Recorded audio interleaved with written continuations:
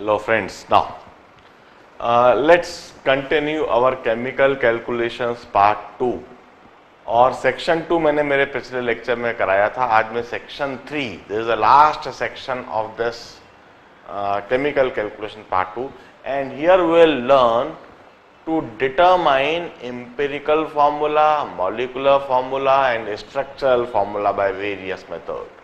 Once again हम कई सारे मेथड सीखेंगे जिससे हम इंपेरिकल फार्मूला, कोई सा भी कंपाउंड है उसका इंपेरिकल फार्मूला क्या होगा, मॉलिक्यूलर फार्मूला कैसे सोचा गया, कैसे उसका स्ट्रक्चरल फार्मूला कंक्लूड करा गया, यह सारी बात हम इस सेक्शन में सीखेंगे। वंस अगेन थ्योरी कुछ भी नहीं है, प्रॉब्लम्स ही प्रॉब्लम्स है, जितने प्रॉब्लम करो उतने कम है। The ample number of problems are given in this section. कुछ 58 प्रॉब्लम्स मैंने सेक्शन 3 में दिए हैं और वंस अगेन मैं प्रॉब्लम को पढ़ने का तरीका, प्रॉब्लम को समझने का तरीका, उसमें कंसेप्ट और अप्रोच डेवलप करने का तरीका और फाइनली उसको सॉल्व करके आंसर लाने का तरीका सिखाऊंगा। 1/3 प्रॉब्लम मैं करूंगा और बाकी क्या आपको करना है। 1/3 कौन से प्रॉब्लम करूं? लेटर से इसमें अब हम 58 है तो लास्ट वाला प्रॉब्लम आ जाए, इसके लिए 3n+1 ही कर लेते। चलिए 3n+1 ही करते। 3n+1 यह प्रॉब्लम्स मैं सॉल्व करता हूं। इसका मतलब फर्स्ट, फोर्थ, 7th, 10th, 13 और 16 यह प्रॉब्लम मैं सॉल्व करूंगा इसी ऑर्डर में। पहला प्रॉब्लम इसी समय पढ़ते हैं और इसे सॉल्व करते हैं। ध्यान से देखिए। An organic substance on analysis found to contain 10.06% of carbon. मैं इधर एलिमेंट लिखता हूं और इधर परसेंटेज लिखता हूं। 10.06% of carbon, 0.84% of hydrogen and 89.10% of chlorine. Calculate its empirical formula. और इस कंपाउंड का एम्पिरिकल फॉर्मूला बताना है। देखिए किस तरीके से करेंगे। सबसे पहले हम कहते हैं let us take 100 gram of compound. 100 gram of compound लिया तो 100 ग्राम कंपाउंड में 10.06 ग्राम कार्बन के हो गए, 0.084 ग्राम्स हाइड्रोजन के हो गए, 89.10 ग्राम्स क्लोरीन के हो गए। अब हम इन्हीं 3 एलिमेंट के ग्राम एटम्स इन 100 ग्राम निकालते हैं। नंबर ऑफ ग्राम एटम्स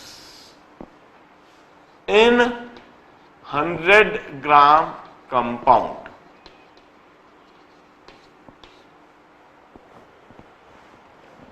ये जो परसेंटेज है ये क्या है?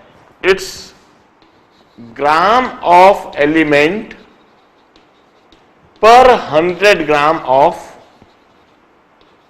कंपाउंड। यदि हम 100 ग्राम कंपाउंड लें तो यह जो लिखा हुआ है this is grams.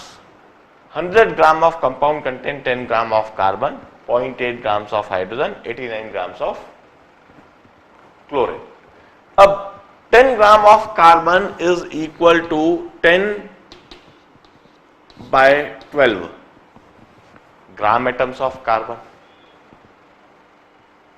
10 grams of carbon means 10/12 gram atoms of carbon. 0.84 grams of hydrogen means 0.84 divided by 1 gram atoms of hydrogen. और क्लोरीन के लिए क्या लिखूंगा? 89.10 divided by 35.5 gram atoms of chlorine. अब जरा देखिए, इसे हम सिंप्लीफाई कर देते हैं। हाइड्रोजन के लिए तो यह 0.84 ही दिख रहा है मुझे, और कार्बन के लिए यदि हम इसे सॉल्व करेंगे तो 0.84 ही दिखेगा। कार्बन के लिए भी 0.84 ही दिखेगा। और क्लोरीन के लिए जरा सॉल्व करते हैं। यह 35.89 divide by 35 some 2.52।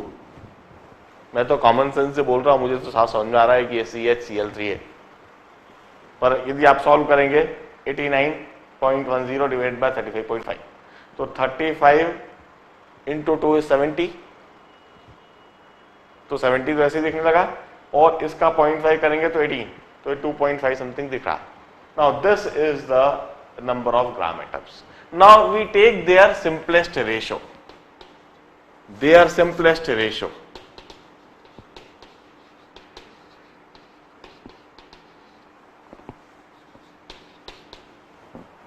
Integral ratio, bracket में इंटीग्रल भी लिखता हूं, देयर सिंपलेस्ट इंटीग्रल रेशियो। तो दिस इज 1:1:3। इसका मतलब कार्बन का वहां एक एटम है, हाइड्रोजन का एक एटम है, तो क्लोरीन के 3 atom. It means the empirical formula is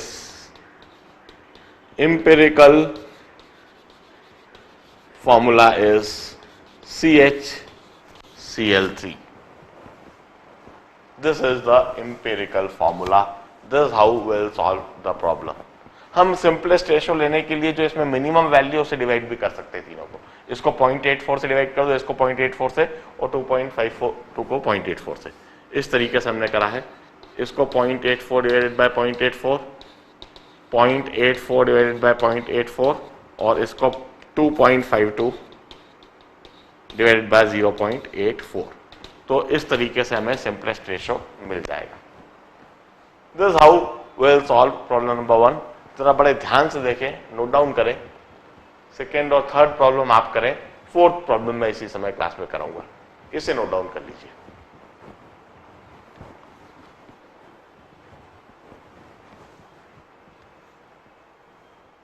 चलिए फोर्थ प्रॉब्लम करते हैं हम। A well-known antibiotic, penicillin. We are talking about a well-known antibiotic and penicillin. This is the antibiotic. It contains carbon, hydrogen, nitrogen, sulfur and oxygen and their percentage are given. इधर मैं element लिखता हूं और इधर मैं उनका percentage लिखता हूं। एलिमेंट में carbon 57.49%, hydrogen 5.39%, nitrogen 8.39%, sulphur 9.58% and remaining oxygen. तो इसी समय ऑक्सीजन को पहले हम डिटरमाइन कर लेते हैं। ऑक्सीजन का परसेंटेज डिटरमाइन करने का जो साधारण सा तरीका है, add percentage of all this and subtract it from 100। इन सभी के परसेंटेज ऐड कर दीजिए और उसको 100 से सब्सट्रैक्ट कर लीजिए।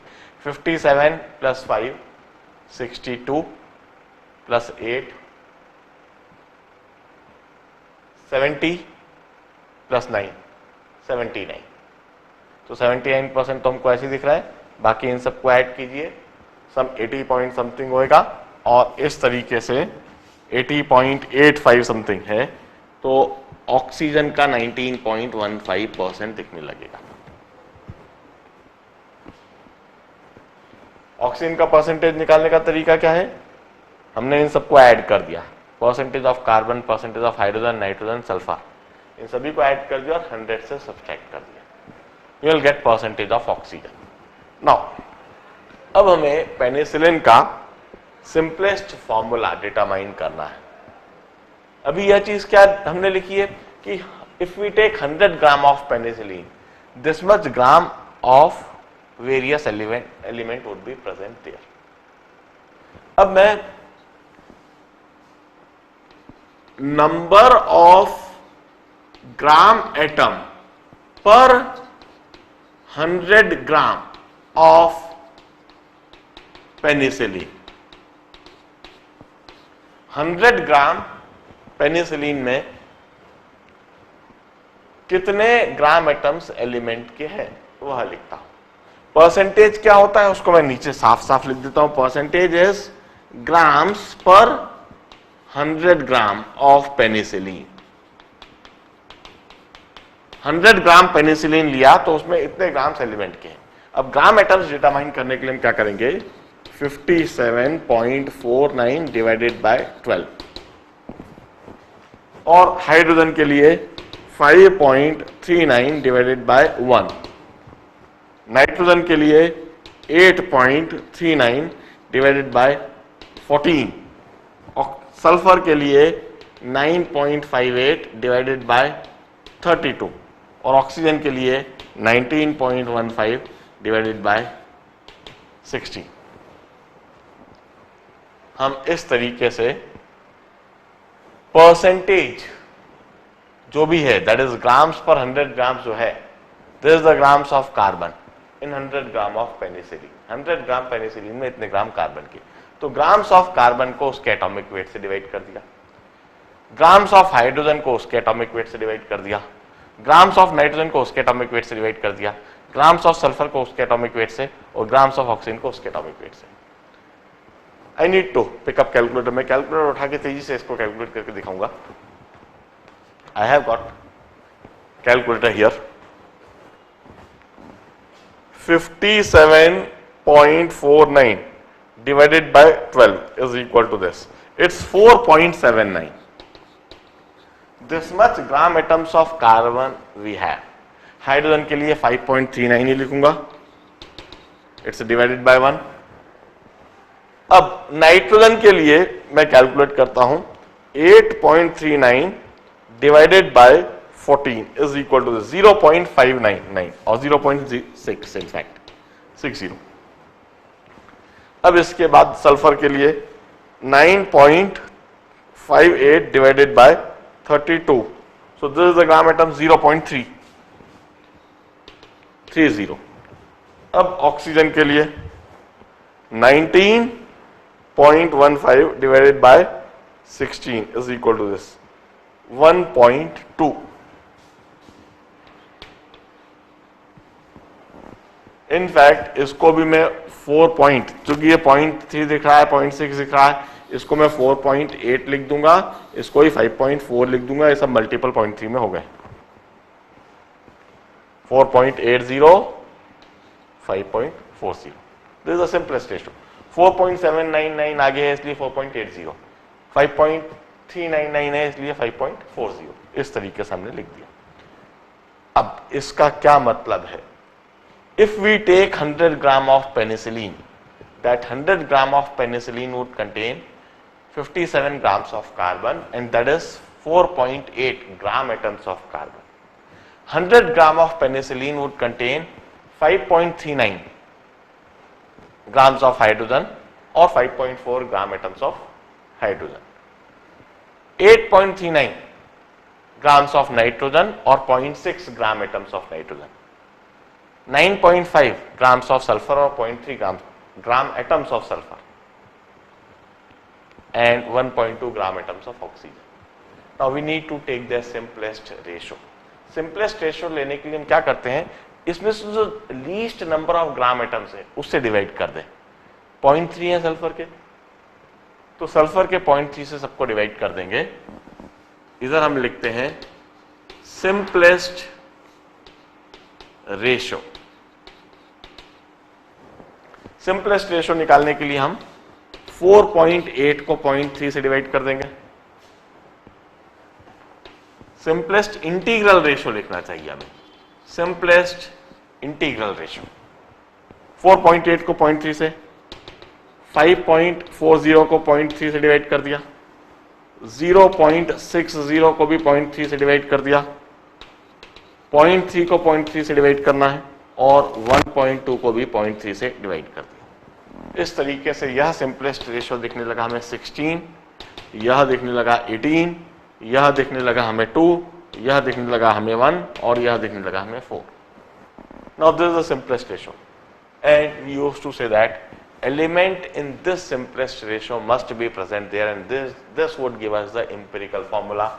Its empirical formula is C16 at H18 N2 SO4.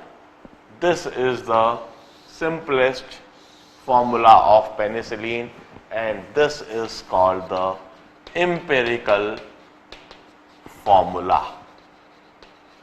यह पेनिसिलिन का एम्पेरिकल फॉर्मूला है. This is the answer. करने के तरीके को बड़े ध्यान से देखिए. मैं यह नहीं कहता कि यह सवाल एग्जाम में आएगा, मगर इस सवाल को करके यह समझना जरूरी है कि किस तरीके से किसी भी कंपाउंड का एम्पिरिकल फॉर्मूला डिटरमाइन करा जाता है. उस कंपाउंड में हम सब एलिमेंट डिटरमाइन करते हैं, कौन कौन से एलिमेंट है, और उन एलिमेंट के परसेंटेज डिटरमाइन करते हैं, और उन परसेंटेज से हम नंबर ऑफ ग्राम एटम्स का सिंपलेस्ट रेशियो और उससे एम्पिरिकल फॉर्मूला डिटरमाइन करते हैं. 7th प्रॉब्लम करेंगे अब हम. इसे नोट डाउन जरूर कीजिए.